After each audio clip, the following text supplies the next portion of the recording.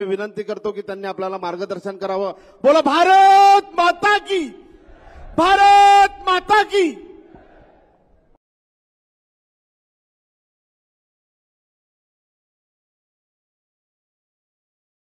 भारत माता की, भारत माता की.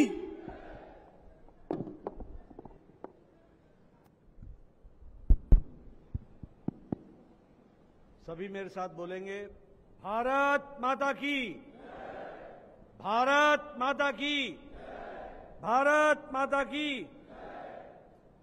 आज के इस चुनावी सभा में मंच पर विराजमान मेरे साथ महाराष्ट्र सरकार में मंत्री श्री गुलाबराव पाटिल जी, हमारे बहुत ही लोकप्रिय और यशस्वी हमारे प्रत्याशी श्री प्रतापराव जाधव जी, हमारे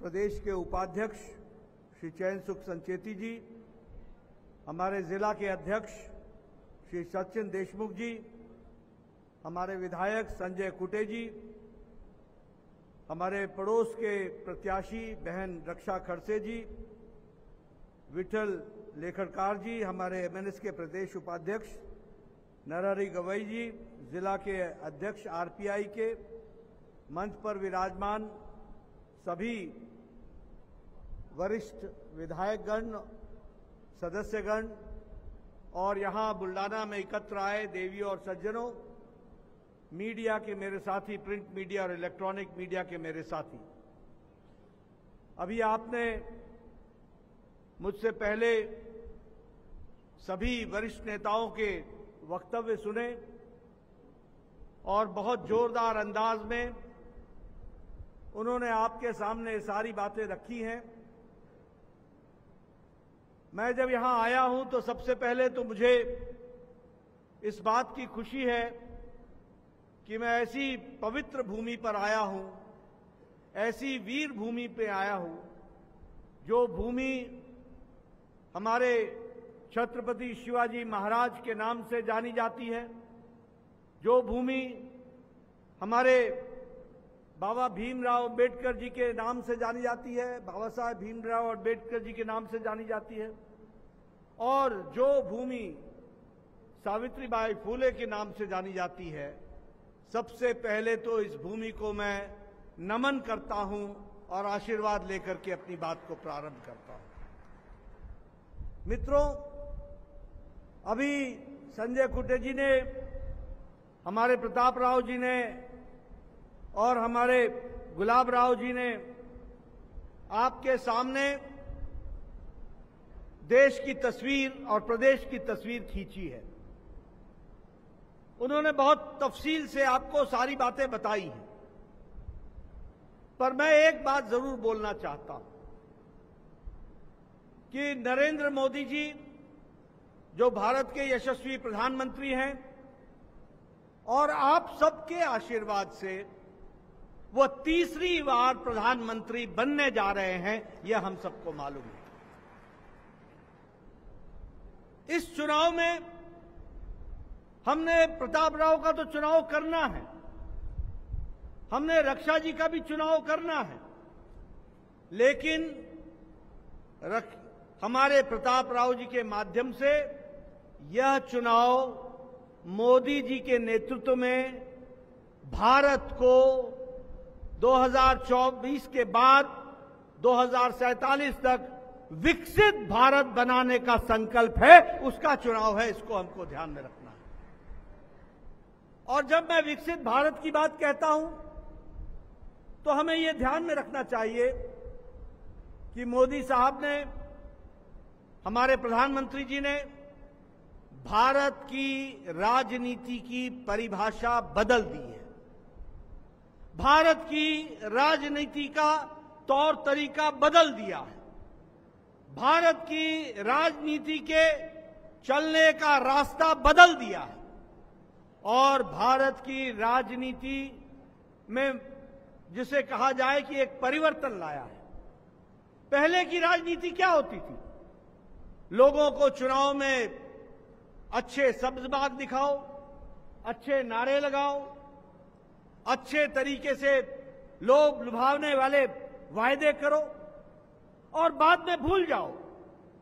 और हो सके तो वोट बैंक की राजनीति करो, इलाके को इलाके से लड़ाओ, जाति को जाति से लड़ाओ, धर्म को धर्म से लड़ाओ, जिस तरीके से भी विभाजित करके वोट को अपने सत्ता पर आने का रास्ता प्रशस्त करो।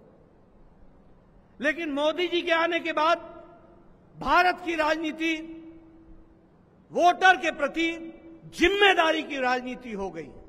वोट बैंक की राजनीति की जगह पर अकाउंटेबिलिटी की राजनीति हो गई। वोट बैंक की राजनीति की जगह पर रिपोर्ट कार्ड की राजनीति हो गई और वोट बैंक की राजनीति से निकल करके विकासवाद की राजनीति हो गई। विकास के ऊपर हम चल पड़े और इसलिए आज हम कह सकते हैं, आप सब लोगों ने एक स्थिर सरकार दी और स्थिर सरकार देने के कारण हम जो बात 1951-52 में कहते थे कि धारा 370 को हटाएंगे, हम धारा 370 को हटा सके। ये क्यों हुआ? क्योंकि आपने मोदी जी के नेतृत्व में 2019 में स्थिर सरकार दी, मजबूत सरकार दी, ताकतवर सरकार दी। इसलिए उनकी मोदी जी की इच्छा शक्ति के कारण और अमित शाह की रणनीति के कारण धारा 370 को हम धाराशाही कर पाए। इस तरीके से हम आगे बढ़ पाए।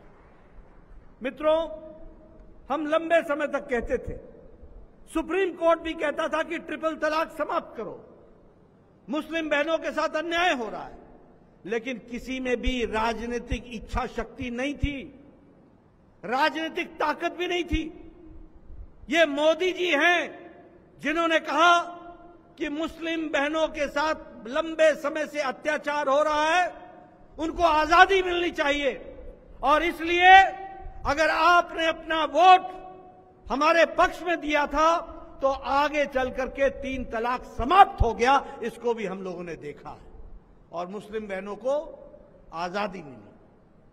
अगर हम रामलला के मंदिर की बात करें तो हम जानते हैं कि हम हमेशा कहते थे रामलला हम आएंगे, मंदिर वहीं बनाएंगे।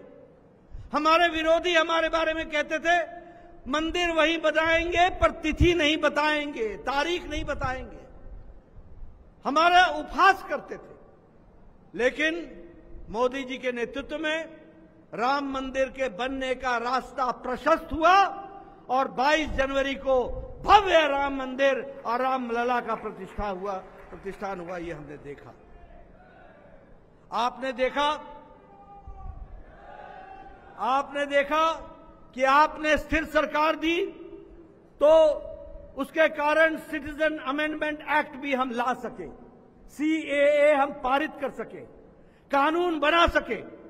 जो हमारे हिंदू भाई बांग्लादेश में, जो हमारे पारसी भाई बांग्लादेश में, जो हमारे क्रिश्चियन भाई बांग्लादेश, पाकिस्तान और हमारे अफगानिस्तान में धार्मिक कारणों से प्रताड़ना हो रही थी और जो भारत आ गए थे, भारत में रह रहे थे, उनको नागरिकता न देने की चाल कांग्रेस पार्टी चला रही थी। लेकिन भारतीय जनता पार्टी ने और महायुति ने, शिवसेना ने मिलकर के इसके खिलाफ काम किया और आपको जानकर के खुशी होगी कि सिटीजन्स अमेंडमेंट एक्ट ला करके उनको नागरिकता देने का काम किया। तो भारत की सरकार मोदी जी ने किया, यह भी हमारे ध्यान में है। इसलिए स्थिर सरकार आने का जो रास्ता होता है वो हमारे ध्यान में आता है कि किस तरीके से काम होता है। मैं यहां यह भी कहना चाहूंगा कि ये मजबूत फैसले मोदी जी ने लिए, लेकिन आप यूपीए की सरकार को याद करिए, क्या था उस समय? भ्रष्टाचार करो, परिवारवाद बढ़ाओ, मलाई खाओ, मौज उड़ाओ और जनता को भूल जाओ। इस तरीके के राजनीतिक काम को करने का काम चलता था, वो भी हमारे ध्यान में है। आज हम यहां बैठे हैं, अभी हमारे को संजय कुटे जी ने बताया कि नेशनल हाईवे बन रहे हैं। मैं हाईवेज पर तो बाद में आऊंगा, लेकिन मैं सबसे पहले आपको बताना चाहता हूं कि मोदी जी के राज में गांव, गरीब, वंचित, पीड़ित, शोषित, दलित, युवा, महिला, किसान, इनको किसी ने अगर आवाज और ताकत दी तो नरेंद्र मोदी जी की सरकार ने दी। इस बात को भी हमको ध्यान में रखना चाहिए। आप देखिए, मैं सिर्फ कहने के लिए नहीं कह रहा हूं, आप देखिए ये प्रधानमंत्री गरीब कल्याण अन्न योजना, कभी आपने सोचा था कि भारत की जनता को, 80 करोड़ की जनता को भारत सरकार 5 किलो गेहूं या 5 किलो चावल और 1 किलो दाल हर महीने देगी? और कितनों को देगी? 80 करोड़ को। और आपको जानकर के खुशी होगी कि 90 लाख लोग महाराष्ट्र के हैं और 3.5 लाख लोग वो इस जिले के हैं जिनको प्रधानमंत्री गरीब कल्याण अन्न योजना में अन्न मिल रहा है। इसके कारण क्या हुआ? इसके कारण आज 25 करोड़ लोग गरीबी की रेखा से ऊपर आ गए और उनको इज्जत के साथ जीने का अधिकार मिल गया, अबव पॉवर्टी लाइन आ गए। इस तरीके का काम हुआ है। अगर मैं बात करूं, हमारी महिलाएं बहनी बैठी है यहां पर, मुझे मालूम नहीं कि आपका गांव से कितना संबंध रहा होगा, लेकिन मैं गांव से आता हूं। मेरी बहनें सुबह 5 बजे उठती थी, जंगलों में जाती थी, लकड़ी काट के लाती थी और लकड़ी काट के ला करके चूल्हा जलाती थी और तब जाकर के घर का खाना बनता था। लेकिन आज 10 करोड़ बहनों को उज्ज्वला गैस का कनेक्शन देकर प्रधानमंत्री मोदी जी ने महिलाओं को आजाद कर दिया और उनको सशक्तिकरण किया, उनको ताकत दी। इसको भी हमको ध्यान में रखना चाहिए। और वो भी मैं बताऊं, आपके जिले में 52 लाख कनेक्शन दिए गए हैं और इस क्षेत्र में 26,000 कनेक्शन दिए गए। महिलाओं को सशक्तिकरण किया गया। जल जीवन मिशन, मुझे बुल्डाना के बारे में की तस्वीर बहुत स्पष्ट नहीं है, लेकिन मैं पहाड़ से आता हूं। मेरे यहां गुलाबराव जी, लोग बहनें 3-3 किलोमीटर पैदल जाती थी, सर पर घैला उठाती थी, पानी लाती थी और तब जाकर के घर का भोजन बनता था। हमसे बोलती थी कि ये कैसा जीवन है, 3 घंटे मेरे पानी लाने में चले जाते हैं। आज मोदी जी ने 11 करोड़ घरों को हर घर नल, हर घर जल का कनेक्शन दिया है और उसमें भी अगर मैं कहूं तो 75 लाख आपके जिले में गैस अपने पानी का कनेक्शन दिया गया। इस तरीके से महिलाओं का सशक्तिकरण किया गया। प्रधानमंत्री आवास योजना, आवास देने की बात मैं आपके साथ शेयर करना चाहता हूं, आपके साथ आत्मसात करना चाहता हूं। संचेती जी हमारे पुराने मित्र हैं। मैं 1993 में एमएलए बन गया था, 1993 में। उस समय 1993 में मेरा वीडियो, मैं बार बार सुनाता हूं, मेरा वीडियो मेरे पास आके बोलता था कि नड्डा साहब आप बताओ, आपको इस साल एक पंचायत में 2 इंदिरा आवास योजना के घर मिले हैं, 2, बताओ किसको दूं? मैं हंसते हंसते बोलता था, वीडियो साहब तुम ही रख लो इसको, मैं क्या करूंगा? 100 बीमार एक अनार में काम कैसे चलेगा? आज मोदी साहब ने 4 करोड़ प्रधानमंत्री आवास योजना में पक्के घर बना के दिए, 4 करोड़ घर बना करके दिए। एक पंचायत में 25-30 घर बन रहे, एक पंचायत। और आपको जानकर खुशी होगी कि आप प्रताप राव जी को जिता करके भेजोगे, रक्षा जी को जिता करके भेजोगे, मोदी जी को प्रधानमंत्री बनाओगे और मोदी जी के प्रधानमंत्री बनने के साथ साथ 3 करोड़ घर और बनेंगे। ये भी आपको ध्यान रहना चाहिए आवास योजना में। आप बताइए, आयुष्मान भारत, मैं नहीं जानता कि आप लोगों ने कभी वो स्थिति देखी है कि नहीं, लेकिन यहां बैठे सब लोगों ने देखी होगी। लंबे समय से सब लोग विधायक हैं। आप लोग चिट्ठियां लिखा करते थे, प्रधानमंत्री जी, मुख्यमंत्री जी, मेरे इलाके में फलाना गरीब व्यक्ति को कैंसर हो गया है, उसका हार्ट का ऑपरेशन होना है, उसको वेल्व लगना है, उसमें 2.5 लाख रुपए खर्च होंगे, 1.5 लाख रुपए खर्च होंगे, 2 लाख रुपए खर्च होंगे, कृपया अनुदान देने की अनुशंसा करिए। और मुख्यमंत्री और प्रधानमंत्री जी से हमको अनुशंसा मिलती थी, तब तक वो मरीज जिंदा रहता था नहीं रहता था इसका हम इंतजार करते थे, और फिर वो जीवन उसको मिल जाए तो बहुत अच्छी बात है। आज आपको जानकर खुशी होगी कि प्रधानमंत्री मोदी जी ने आयुष्मान भारत में दुनिया का सबसे बड़ा हेल्थ कवर, 55 करोड़ लोग, भारत की 40% की आबादी जो गरीब है, रिक्शा वाला, ठेला वाला, सब्जी वाला, बस का ड्राइवर, बस का क्लीनर, लिफ्ट मैन, ट्रक का driver, auto rickshaw driver, taxi driver, बाल काटने वाला बार्बर, ऐसे गरीब लोगों को प्रधानमंत्री जी ने 55 करोड़ लोगों को 5 लाख रुपए का हेल्थ कवर दिया। 5 लाख रुपए का हेल्थ कवर दिया। आज कोई भी, और मुझे खुशी है कि आप लोगों ने उसमें जो बचे लोग हैं उनको आप लोगों ने अपने लोकल स्कीम में जोड़ लिया है, इसलिए सबके स्वास्थ्य की चिंता की गई है और सबको स्वस्थ रखने के दृष्टि से काम हुआ है। मैं यहां यह भी कहना चाहता हूं कि आज भारत 5वें नंबर की अर्थव्यवस्था बन गया है। 10 साल पहले हम 11वें नंबर पर थे, आज हम 5वें नंबर पर पहुंच गए हैं। हमने ब्रिटानिया को, ब्रिटेन को, ब्रिटिश को, जिसने हमको 200 साल राज किया, उसको पछाड़ करके भारत आज 5वें नंबर की अर्थव्यवस्था है। 5वें नंबर की। और ये दिल्ली का चुनाव है, पंत प्रधान का चुनाव है, प्रधानमंत्री का चुनाव है। आप तीसरी बार प्रधानमंत्री बनाएंगे और भारत 2027 में तीसरी सबसे बड़ी अर्थव्यवस्था बन जाएगा। इस बात को भी हमको ध्यान में रखना चाहिए, तीसरी अर्थव्यवस्था बन जाए। इसलिए विकास के दृष्टि से आज मैं महाराष्ट्र में आया हूं। आप सब लोगों का इंडस्ट्री में बहुत बड़ा योगदान है। आज मुझे खुशी है कि आज दवाई बनाने में भारत दुनिया की डिस्पेंसरी बन गया। दुनिया की डिस्पेंसरी, सबसे सस्ती और सबसे असरदार दवाई आज भारत बना रहा है। 138% हमारा एक्सपोर्ट बढ़ गया है। पेट्रोकेमिकल्स में हमारा एक्सपोर्ट 106% बढ़ गया है। और मोबाइल जो आपके हाथों में है अभी, ये मोबाइल 10 साल पहले इस मोबाइल पर लिखा होता था made in China, made in Japan, made in Korea. आज आपके सबके मोबाइल पर लिखा हुआ है मेड इन इंडिया।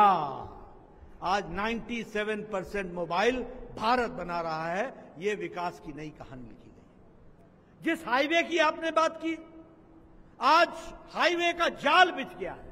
हजारों किलोमीटर सड़कें बन रही हैं, हाईवेज, एक्सप्रेसवेज, हर तरीके से, एयरपोर्ट्स, रेलवे स्टेशन। मुझे याद है जलगांव का रेलवे स्टेशन, उस समय का रेलवे स्टेशन, और आज जो रेलवे स्टेशन के लिए अमृत भारत में काम हो रहा है, आपके ध्यान में आएगा कि अब ये रेलवे स्टेशन और एयरपोर्ट में अंतर आपको समझ में नहीं आएगा। वर्ल्ड क्लास रेलवे स्टेशन बन रहे हैं। इस तरीके से काम को आगे बढ़ाने का काम हुआ है। Medical colleges, all India institute of medical sciences Maharashtra में भी, नागपुर में दिया गया मेडिकल, यहां भी मेडिकल कॉलेज दिया गया, यहां भी मेडिकल कॉलेज दिया गया। कभी सोचा था कि हमारे छोटे से शहर में भी हमारा मेडिकल कॉलेज खुलेगा? लेकिन इंफ्रास्ट्रक्चर, बुल्डाना में मेडिकल कॉलेज खुला है, इसी साल बना। तो ये कभी सोचा था हमने कि इस तरीके से विकास होगा? आज विकास की एक कहानी लिखी जा सकती है। विकास के बारे में लंबे तरीके से बताया जा सकता है कि किस तरीके से इंफ्रास्ट्रक्चर में विकास हुआ, किस तरीके से डेवलपमेंट को आप लोगों ने आगे बढ़ाया। और इसी को पूरा करने के साथ साथ मैं ये भी कहना चाहता हूं कि प्रधानमंत्री मोदी जी ने महाराष्ट्र को विशेष करके ध्यान में रखा है। आज आपका टैक्स का पैसा आपको 4 गुना प्रधानमंत्री जी के द्वारा महाराष्ट्र का बढ़ा दिया गया है। यह भी हमको ध्यान में रखना है। यह भी आपकी जानकारी में आना चाहिए कि ग्रांट इन एड 3.5 गुना बढ़ा दिया गया है। और जब मैं नेशनल हाईवेज की कंस्ट्रक्शन की बात बता रहा था, तो 13,000 किलोमीटर की सड़कें यहां पर बनी हैं। 6 वंदे भारत ट्रेन चल रही हैं। अटल सेतु में 18,000 करोड़ रुपए खर्च हुए हैं। और उसी तरीके से सूरत से नासिक तक, अहमदाबाद, सोलापुर, इसका इंप्लीमेंटेशन हो रहा है सड़क का, कॉरिडोर का। और इसी तरीके से मेट्रो सर्विसेज को भी आगे बढ़ाने का काम किया गया है। मित्रों, विकास की नई नई कहानी लिखने का काम प्रधानमंत्री जी ने किया है। और मैं यहां पर जब आया हूं तो मैं प्रताप राव जी के बारे में भी बोलना चाहूंगा। प्रताप राव जी ने विकास के लिए सामाजिक स्तर पर हर दृष्टि से काम किया है। आपके विकास के लिए दिन रात जुटे रहे हैं और इसके साथ साथ यहां का आर्थिक विकास हो, इसके लिए भी पूरी ताकत लगाई है। और इसलिए मैं आपसे निवेदन करने आया हूं कि आप 26 तारीख को तीर के निशान पर महायुति के कैंडिडेट प्रताप राव यादव जी को फिर से चुनाव जिता करके भेजें। ये आपसे मैं निवेदन करने आया हूं। मैं इसके साथ साथ ये भी आपको बताना चाहता हूं, एक तरफ आपको विकास की कहानी मैंने प्रधानमंत्री मोदी जी की बताई, एक तरफ आपको राजनीति का परिवर्तन मैंने आपको बताया, लेकिन हमारा विपक्ष किसके साथ है, हमारा विपक्ष कौन है, वो भी आपको जानना चाहिए। एक तरफ प्रधानमंत्री मोदी जी हैं जो विकास और विकास के साथ देश को आगे ले जाने के लिए लगे हैं। दूसरी ओर ये जो महाअघाड़ी गठबंधन है, ये जो इंडी अलायंस है, ये जो घमंडिया अलायंस है, ये अलायंस 2 बातों का है, ये गठबंधन 2 बातों का है।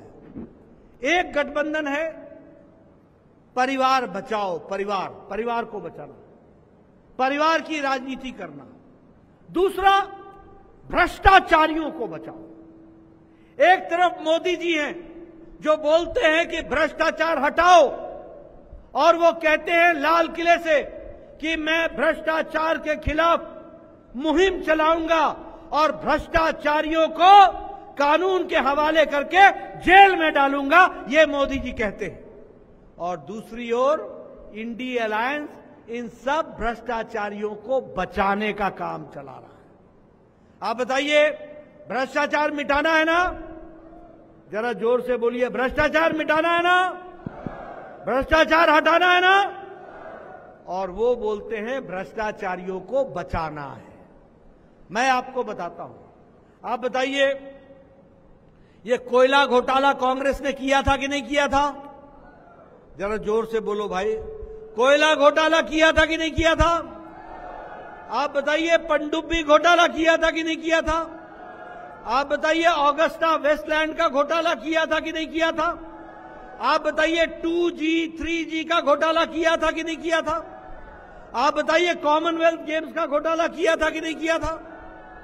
आप बताइए, ये अखिलेश मतलब समाजवादी पार्टी, इसने गोमती रिवर फ्रंट का घोटाला किया कि नहीं किया? लैपटॉप का घोटाला किया कि नहीं किया? फूड ग्रेन का घोटाला किया कि नहीं किया?